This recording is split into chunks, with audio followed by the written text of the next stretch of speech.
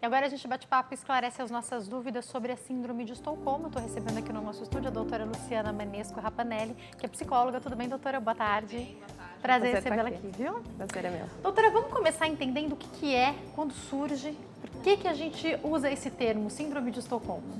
A síndrome de Estocolmo, ela surgiu quando no dia 23 de agosto de 1973, se não me engano hoje é dia 23, né? Então estamos fazendo aniversário. Em 23 de agosto de 73, ocorreu um grande roubo, um grande assalto a um banco na cidade de Estocolmo. E algumas pessoas ficaram reféns desse lugar aí dos sequestradores. O sequestro, ele foi tão importante e essas pessoas ficaram durante tanto tempo ali prisioneiras desses algozes que ocorreu o seguinte fenômeno: após elas terem sido libertadas, após elas seguirem o seu caminho e os sequestradores serem presos, ocorreu o seguinte fenômeno: algumas pessoas, em particular uma moça, essas pessoas iam até o presídio onde estavam presos esses algozes para garantir a segurança deles. Então, eles levavam comida, eles levavam agasalhos, eles garantiam a segurança dos sequestradores que estavam presos. Então, esse fenômeno foi chamado de Síndrome de Estocolmo, que nada mais é do que o seguinte: é quando a vítima ou a pessoa que sofre algum tipo de agressão ou situação que seja inadequada, ela se sente responsável emocionalmente e até fisicamente pelos cuidados dos seus algozes. Doutora, a gente escolhe essa data para falar sobre esse assunto porque vira e mexe algo surge que nos lembra desse acontecimento. A gente teve um fato clássico que na época foi muito dito na mídia quando a filha do Silvio Santos foi sequestrada, na verdade, né? Ficou em cárcere privado e depois ela falava que, não, mas eles eram bonzinhos, eles me tratavam super bem. Doutora, a primeira coisa que eu queria entender é, quando a gente pensa num sequestro, vamos até minimizar para algo que acontece infelizmente muito aqui no Brasil, não necessariamente um sequestro, mas a pessoa estar em um lugar em que há um assalto, por exemplo, existe sempre um estresse pós-traumático? Existe sempre alguma carga, algo que haja na resposta psicológica e do corpo após um acontecimento como esse? Existe. Tudo para a psicologia ou psiquiatria tem um maior ou menor grau de comprometimento. Então, o que acontece? Vamos pensar num sequestro, você está dizendo num sequestro físico, né? Um sequestro onde existem reféns. Porque a síndrome de Estocolmo, ela foi estendida também para sequestros emocionais, onde a pessoa pode passar durante o seu dia a dia, depois eu até entro no mérito dessa questão. Então, é assim. Para a ciência, existe um livro que classifica todas as doenças psiquiátricas, que é o DSM-5 agora. Então, ainda não existem estudos com profundidade para dizer, olha, você está classificada no rol de doenças da Síndrome de Estocolmo. Então, se um paciente chegar, por exemplo, no consultório de um médico após um grande evento, talvez, com muita probabilidade, ele vai ser classificado como um estresse pós-traumático. Mas para ser classificado como uma síndrome de Estocolmo, a gente então pensa em 4 itens. Por favor. Primeiro, a vítima não pode ter conhecido o sequestrador antes. Então, por exemplo, eu estou ali num banco e na fila do banco eu estou conversando com o pessoal ali, esperando a minha vez. Eu entro em contato com essa pessoa e crio algum tipo de simpatia. Isso não pode ter ocorrido, tá? Então, eu estou ali no banco, esse banco vai ser assaltado, eu não tenho o menor conhecimento de quem é o agressor. Primeiro item, não tenho conhecimento do agressor, não tenho contato anterior. O segundo item é, eu me fragilizo diante do agressor e eu procuro algum traço de humanidade nesse agressor. O terceiro item é, eu não colaboro com a polícia ou qualquer investigação, justamente porque eu acho que o agressor tem um traço de humanidade. E o quarto item, eu crio alguma simpatia por esse agressor. Por quê? É um mecanismo de defesa psíquico da pessoa encontrar algum micro item, alguma microexpressão desse agressor, desse sequestrador, que no entendimento emocional dessa pessoa, ela pensa assim, olha, realmente talvez ele esteja sendo legal comigo, talvez ele não seja tão ruim, talvez eu consiga negociar com ele, talvez eu consiga barganhar com ele. Então, assim, se eu te dou isso, se eu te der tal coisa, você me devolve com pelo menos um pouquinho de compaixão. E a gente tem que levar também sempre em consideração que o sequestrador também está sob um nível alto de estresse. Então, as duas pessoas, a vítima e o agressor, estão sob estresse. E aí eu ia te perguntar, doutora, a gente pode pensar em filmes, desde filmes que são baseados em alguns fatos reais, de sequestros de avião, de várias situações que acontecem, você pode pensar em alguma série que você assiste em que aconteceu alguma coisa, ou até mesmo em situações que você se lembre do dia a dia e da vida real, que você tenha passado ou alguém. Inclusive, se você quiser fazer a sua pergunta e não quiser se identificar, não tem problema, pode entrar nas redes sociais ou por telefone. Eu queria entender, doutora, como que é essa mão dupla?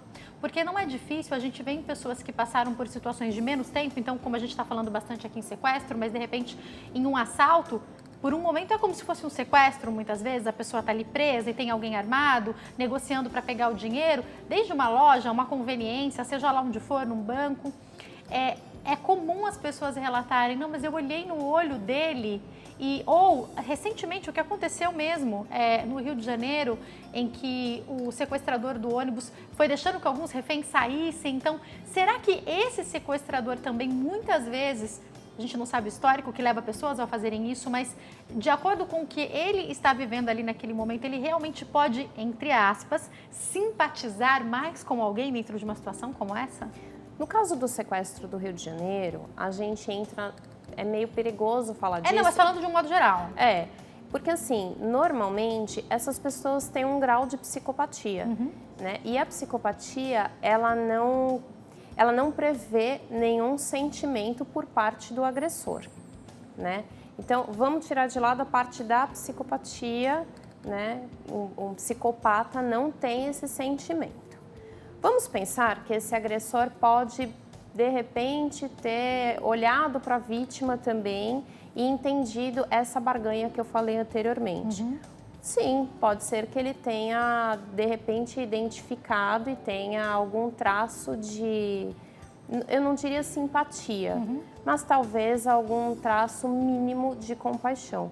Mas eu Porque não... como você falou, e aí eu queria entender um pouco sobre isso, quando a gente analisa o perfil das pessoas, se você analisa grandes situações que aconteceram, grandes sequestros, assiste no Discovery, e essas pessoas que estavam à frente de algo assim são estudadas, geralmente alguma patologia esses algozes também têm, né? Exatamente, porque a psicopatologia, nesse caso, ela prevê também um grau alto de inteligência. Né? Manipulação, né? Sim, é uma manipulação maravilhosa. Então, para conseguir o que ele quer, ele pode achar que a pessoa está simpatizando com ele mesmo, né? Pode fazer com que a pessoa ache que ele está simpatizando com alguém mesmo, né? Pode, se a gente lembrar que ele está numa posição de superioridade. Então, as pessoas, elas estão ali dependendo dele para tudo naquele momento. Só que o sequestro, a síndrome de Estocolmo, ela não está relacionada somente ao sequestro físico. A gente pode entender algumas situações, talvez no dia a dia.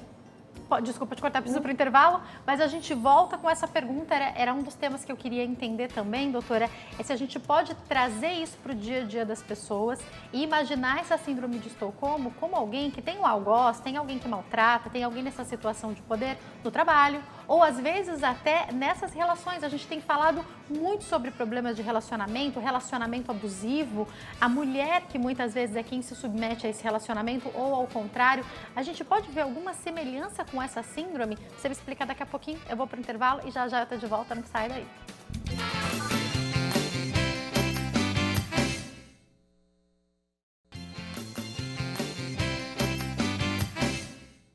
Nosso programa está de volta, ainda hoje a gente fala sobre energia solar e vamos esclarecer as nossas dúvidas. Será que essa energia é a mais barata mesmo? Como funciona? funciona? Como que a gente coloca? Em quanto tempo a gente consegue o retorno? Dá para não pagar nada na conta? A gente vai descobrir daqui a pouquinho com o professor Marcelo Ramos. Mas agora a gente continua esclarecendo as nossas dúvidas sobre a síndrome de Estocolmo com a doutora Luciana Manesco Rapanelli, que é psicóloga, está aqui esclarecendo as nossas dúvidas. Doutora, a gente está falando sobre a síndrome de Estocolmo, já demos uma introdução falando sobre o assunto principal no que diz respeito a como até surge essa denominação, exatamente sobre um sequestrador, sobre uma situação de risco. Agora, colocando para o dia a dia, eu te cortei no bloco anterior porque a gente precisava ir para o intervalo. Me explica como que isso pode ser aplicado no dia a dia das pessoas. Então, olha que interessante. Eu recebo no consultório vários pacientes que passam por essa situação, né? E não se dão conta. Eu vou dar um exemplo. Então, tanto para homens quanto para mulheres. Talvez todos já tenham conhecido uma pessoa que está há anos num emprego, odeia o emprego é ruim, tem um chefe que de repente é muito abusivo, ou aquele assédio moral, muitas vezes, moral, né? que de repente o salário não está adequado, recebe chance de trabalhar em outras empresas e fala assim, não, eu vou ficar aqui, porque essa empresa, olha, eu sou muito grata a essa empresa. Essa empresa, esse cargo aqui, ele não funciona sem mim. Inclusive nas férias, leva o telefone, tá se sentindo super mal, mas tá ali, com o telefone ligado, querendo saber o que está acontecendo, ligado no e-mail. Não sai daquele emprego, não sai daquele lugar. Então isso é assim, é como eu falei no bloco anterior. A gente tem maior e menor grau em tudo que a gente passa na vida. Né? Então, um grau pequenino é esse que eu tô falando. Por exemplo, filhos que agridem os pais podem ser considerados filhos assim, ele é muito difícil, ele tem uma personalidade forte. Personalidade forte, mas o filho tá chutando a canela do pai e da mãe, tá com alguns comportamentos inadequados. E ainda fala assim, tô falando dos mais novos, mas a gente pode evoluir para o caso dos netos que pegam o dinheiro dos avós e ainda maltratam, né? Porque é a situação. Mas aí eu vejo às vezes os pais ou os avós ainda falando assim, coitado, é a personalidade dele. Ainda justifica, né? Justifica, exatamente. Mas você percebe como é um grau menor? Não, mas ele é bonzinho. Ele é bacana, é porque é o dia, ele tá meio nervoso, vamos dar pra ele ali. Tá com muita pressão na escola quando é criança, né? Tá com muita pressão, provas. A criança tem 6 anos, 7 anos, primeiro ano. Exato. São as provas na escola, né? Exatamente. Tá sofrendo muita pressão do meio, E aí fica ali, não sai de casa. A vovó, o vovô, o papai, a mamãe, de repente não sai de casa. Pergunta para o filho, filho, você quer ir? Não quero, faz o maior auê ali. Então, assim, isso passa pela educação, em casa. Você está falando, doutora, e me faz pensar no quanto muitas vezes os pais são reféns dos filhos, os filhos adolescentes, ou até das crianças mesmo que imperam em casa hoje, né? Sim. A gente está aqui transformando como essa síndrome de Estocolmo, ela é colocada de uma maneira, lógico, muito menor, mas também no dia a dia da gente, né? Exato, e a gente não percebe. Às vezes, por exemplo, uma amiga que você fala assim, nossa, mas fulana não pode descobrir que eu vou tomar um cafezinho ali na boleria com a minha outra amiga ou com uma outra turma. Porque a pessoa vai ligar e vai falar um monte. Então, são mecanismos compensatórios. Eu vou compensar essa minha amiga, tomando um cafezinho com ela, ou falando que eu nem queria ir, vou inventar uma desculpa. Vou cuidar para ela não saber, porque ela é de cristal, né? Ela é de vidro. Fala para as amigas, não posta nada no Instagram. Então, a gente vive pequenos estocolmos, vamos dizer assim. Inclusive, chegou uma pergunta para nós, a nossa telespectadora não quer ser identificada, obrigada pela sua participação. Ela disse que passou por uma situação muito difícil de separação, porque ela era agredida fisicamente. Além de tudo, ele tinha muitos ciúmes e a agredia, era agressivo, era uma pessoa agressiva em todos os sentidos. Ela quer saber o seguinte, ela disse que, além de tudo, ela está no momento em que ela está desempregada. E por vários motivos, ela sentiu vontade de voltar com ele. Ela pergunta, isso pode ser a síndrome de Estocolmo? Isso pode ser a síndrome de Estocolmo se, eu não sei o caso dela, né? Então, vamos supor que ela tenha permanecido nesse casamento com dó do ex-marido dela, que isso é muito comum, infelizmente. Então, a mulher permanece num casamento onde ela tem um relacionamento tóxico, onde ela é, às vezes, até abusada, mas ela fica com dó daquele marido, porque sem ela ele não come, sem ela ele não tem como tomar o cafezinho para Ninguém vai passar roupa que nem ela, porque são as coisas mesmo que a gente ouve falar, né? Ninguém vai arrumar a casa dele que nem eu, ninguém vai cuidar dele que nem eu. E, coitado, ele vai adoecer. Agora que ele vai beber mesmo, ó, porque ele, coitado, ele só batia quando ele bebia, mas agora sem mim ele vai acabar bebendo muito. É normal a gente ver a mulher justificar o agressor dela, né? Exatamente, ela justifica porque assim, quando ele tá sóbrio, ele é super legal. Ele não é desse jeito. Já ouvi tanto isso, ele é maravilhoso quando não tá usando droga ou bebida, seja lá o que for, né? Isso, e usar droga também é o outro assunto que a gente falou, o adolescente, né? Eles são maravilhosos quando não estão sob efeito do álcool, das drogas, então é muito triste. Qual que é a sua orientação para a nossa telespectadora, doutora? De repente, o momento é difícil, a separação é sempre um momento difícil, daí ela deve ter outras situações na vida dela que também não estão fáceis. Vale a pena ela procurar uma ajuda?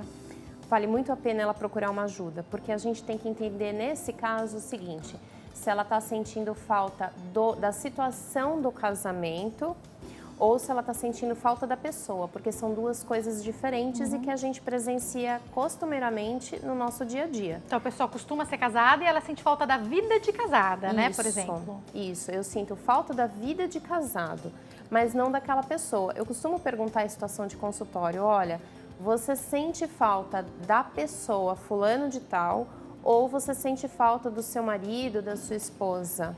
São coisas diferentes. E quando a gente fala sobre agressão física, não fazendo nenhuma apologia aqui à separação de maneira alguma, mas quando a gente fala de uma pessoa que já saiu de uma relação porque estava sendo agredida fisicamente, ela vai voltar para essa situação? Em que contexto? O que aconteceu? Eu acredito que as pessoas possam mudar.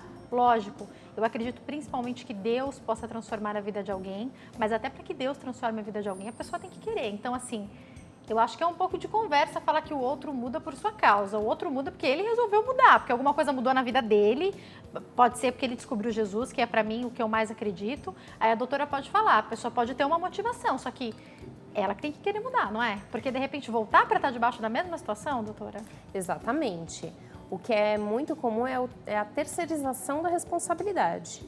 Olha, eu só bebi porque você fez tal coisa. Não, você bebeu porque você quis.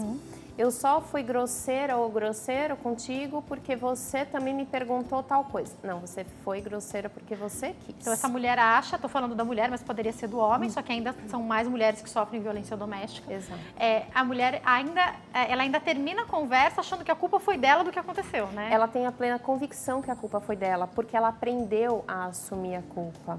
Ela aprendeu a se perguntar: o que eu fiz para que essa situação permanecesse dessa maneira? Doutora, no caso da nossa telespectadora e de outras pessoas que possam passar por uma situação específica, parecida com a dela, é muito importante o autoconhecimento, não é? Para entender o que está acontecendo aí, então? Sim. Quando ela se conhece, ela sabe exatamente qual é o lugar dela na vida, o que ela está querendo. Porque numa situação de abuso, a mulher, o homem, enfim, mas estamos falando de uma mulher. A mulher, ela chega numa situação de despessoalização. Ela não sabe mais quem ela é, ela não sabe o que quer. Ela sabe ser esposa daquele homem, mãe daquelas crianças, funcionária daquela empresa, mas o que ela quer, ela não sabe. Ela sabe exatamente qual é a roupa que o marido vai usar no dia seguinte, o que os filhos estão aprendendo na escola, mas ela não lembra nem da comida que ela gosta. Então, é um caminho de volta. É uma prisão, muitas vezes, né? E não que necessariamente seja necessária uma separação. Aqui, especificamente, a gente está falando de uma mulher que apanhava, que foi a mulher que mandou aqui a mensagem para a gente, nossa telespectadora. Mas pensando em uma relação em que você está, em que de alguma maneira você é vítima, que você fala, eu acho, eu creio, eu acredito que o meu casamento tem jeito, mas talvez o primeiro passo seja você mudar suas atitudes, não é, doutora? Exatamente. Sou invisível dentro dessa casa para os filhos, para o marido, mas é porque você se faz invisível, não é? Exato. A gente precisa ter voz, precisamos mostrar para os outros a nossa importância. Então, se eu não me coloco no meu lugar, na minha posição, com a minha importância, é porque eu mesma não importo para mim.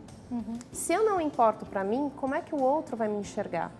Se eu não me coloco bonita, como é que meu marido vai me enxergar bonita? E assim por diante. Então, é muito importante a pessoa entender até que ponto ela está terceirizando e até que ponto ela própria se colocou nessa situação. Agora, a doutora falou uma coisa para mim no break que eu queria trazer aqui para os nossos telespectadores, que é muito interessante. Para quem, não só para quem tem a nossa faixa etária, mas agora teve remake, né? Fizeram o novo, a coisa mais linda, clássico da Disney, A Bela e a Fera. No fim das contas, isso aí não é síndrome de Estocolmo, não, doutora?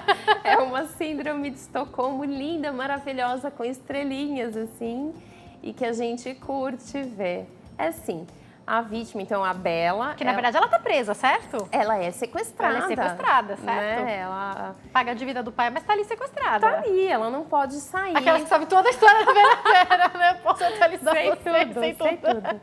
Né? E é isso mesmo, ela paga a dívida do pai, tá lá, e de repente ela começa a olhar para aquele monstro e fala, tem até a musiquinha linda que toca, que ela vê que ele não é tão fera, que ele só é daquele jeito, porque talvez ele tenha passado por alguma situação. E no final, toda a narrativa Disney, que é maravilhosa, a gente gosta, mas é uma síndrome de Estocolmo, sim. E essa história de que no final a fera vai virar príncipe é só na Disney muitas vezes, É não só é? na É Disney. difícil uma fera virar príncipe na vida real, não é, doutora? Pelos acompanhamentos, seja de pessoas que estão falando de amizades abusivas, de relacionamentos de trabalho abusivo, enfim, ou de relacionamentos... Uma coisa que eu escuto muito, doutora...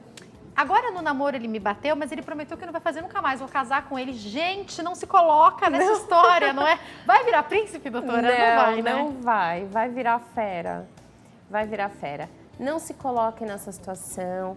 Uma pessoa que está passando, uma mulher que está passando por uma situação de uma relação tóxica no namoro, vá procurar ajuda, porque é importante saber o seu lugar. Por que está naquela situação, né? A pessoa precisa entender o seu grau de importância. Tem muitos casos de Estocolmo que na infância dessa pessoa, talvez ela tenha visto alguma cena dos pais ou do ambiente em que ela nasceu e tenha internalizado essa violência doméstica. Quando a gente entra na adolescência, é comum surgirem todas aquelas coisas que a gente deixou guardada na caixinha, elas surgem. Só que, costumeiramente, as pessoas acham que vai surgir na adolescência e vai ser resolvido. Não vai. O trauma, a cena abusiva, ela vai ser perpetuada. E talvez essa pessoa tenha gerado uma crença limitante que os relacionamentos que ela merece são exatamente aqueles que ela viu na infância. Então, não feliz, mas talvez confortável. Então, ela olha e fala, essa cena, essa situação que eu tô vivendo é uma situação que eu tô acostumado a viver, então eu me coloco nessa situação, é isso? Sabe aquela frase clássica de postagem de Instagram? É assim, a zona de conforto é um lugar maravilhoso, mas nada cresce lá. E eu digo mais, a zona de conforto é assim, não significa que a tua zona de conforto seja um lugar bom, é só o lugar que você conhece. Então, se essa mulher cresceu vendo um relacionamento abusivo de pai e mãe, ou se ela apanhou demais, ou se ela viveu uma infância de muita violência, talvez ela signifique o resto da vida, ou os relacionamentos que ela vier a ter, ela pode, então, significar dessa maneira, olha, eu só mereço isso. Doutora, é interessante isso que você está falando, porque não é incomum a gente observar pessoas, como as mulheres, obviamente, são as que mais sofrem violência doméstica, de novo estou me reportando a elas, mas pode ser o contrário também. Amigas, por exemplo, lembra de alguém que você conhece, que você fala, poxa, ela conseguiu terminar o namoro com aquela pessoa que maltratava ela, mas esse namorado novo tá com jeito de ser igualzinho. É comum a gente ver essa situação acontecer, né, doutora? É comum. É justamente isso que você está falando, né? Exato, porque se a pessoa não se conhece, ela não sabe aonde estão as feridas. e ela vai repetir, porque é zona de conforto. Doutora, síndrome de Estocolmo tem tratamento? Tem tratamento clínico, para a pessoa entender qual foi o mecanismo que ela utilizou naquele momento para colocar o seu sequestrador como alguém que tem traços de humanidade, que de repente ela significou aquele sequestro, seja ele de qualquer o tipo. algoz que for, né? Como você falou, a questão sentimental. Exatamente. Para ela entender o algoz diante da patologia que foi gerada nela, daquele sintoma que foi gerado nela e realmente significar, colocar cada coisa no seu devido lugar. Doutora, é possível que quando a pessoa chegue a procurar ajuda, provavelmente não sabendo que é a síndrome de Estocolmo, mas percebendo que tem alguma coisa errada, outras patologias já tenham acometido? É possível, é possível. Pode ser que ela venha com uma depressão, pode ser que ela venha com uma ansiedade muito grande. Então, isso só na situação clínica para a gente avaliar realmente, porque nenhuma patologia é um fator isolado. A gente tem que entender que quando, isso é muito usado na psicologia, quando eu estou diante de uma pessoa, eu sou uma alma diante de outra alma. Então, eu tenho que tratar essa pessoa na sua integridade com o maior respeito. Então, como, de repente, a síndrome de Estocolmo, falando principalmente dessas questões sentimentais, pode se manifestar para uma pessoa, pode ser diferente de como ela vai se manifestar para outra, né? Claro. Tem essa característica em comum de você valorizar o algoz, de encontrar a humanidade dele, de justificar, mas se com depressão, se com ansiedade, enfim, de que maneira cada pessoa, em que estado cada pessoa vai estar, é particular, né? É particular e eu tenho que tratar cada pessoa como um ser especial que está na minha frente, entender que a patologia, a síndrome de Estocolmo, ela pode ser apenas a ponta de um iceberg. Tem cura, doutora, quando a gente pensa nessa patologia, especificamente na síndrome? Tem cura, tem cura. O autoconhecimento realmente ele transforma. Muito obrigada por ter vindo, viu? Eu que agradeço. Foi um prazer te receber aqui. Quem quiser entrar em contato tem o site www.institutovenk.com.br, o e-mail que é lumanesco@yahoo.com.br e o Insta sem o BR, né? Yahoo, só.com. E o Insta é psicóloga_lumanesco, certo? Obrigada, certo. doutora. Eu que Uma ótima agradeço. tarde. E agora a gente tem dica do